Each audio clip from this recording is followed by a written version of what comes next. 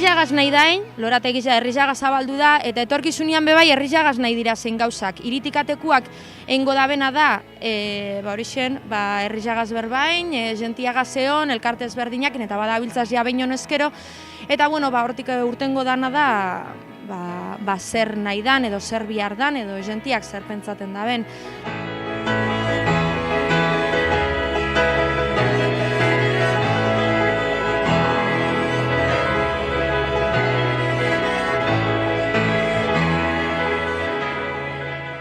Baroa prozesua da parte hartze prozesu bat, uztaila hasieran hasi genuena, pixkat, espazio honen inguruan, udalak herriaren esku utzi nahi izan du pixkat, honekin zer egin edo nola kudeatu, eta gauza asko erabaki behar dira, eta orduan gu pixkat hiltza bitartekari lana egiten edo.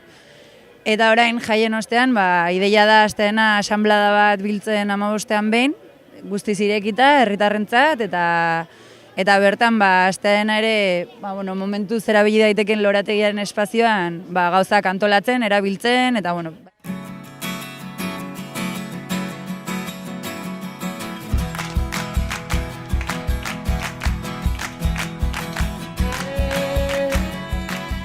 Bimila eta amabizan bertan, ate irekizak egin zirian, ate ireki horretan piloa pertsona etorri zan ikusten, eta horrek gozatu alixa eben, abaroa barrutik zer dan, zelan da honen ja, historiz jabera, hortik joan gara, lehengo goterak eta eguazan kontu batzuk kentzen, eta gero,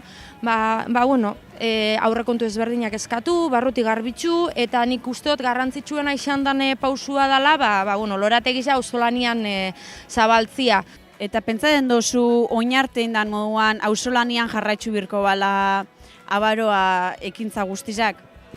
Niri ondo iruditzen jaz, baina ez dakit jentie nahiko egongo dan, prest hori aurrera eruteko, ez dakit. Baina bai ondo iruditzen jaz. Bai, voluntarizu badaoz, da gustora badaoz euren lan haitzen, ondo iruditzen jatolan segitzia.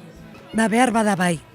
Gaur egun ez dago beste irtenbiderik nire ustez, auzolanian baino.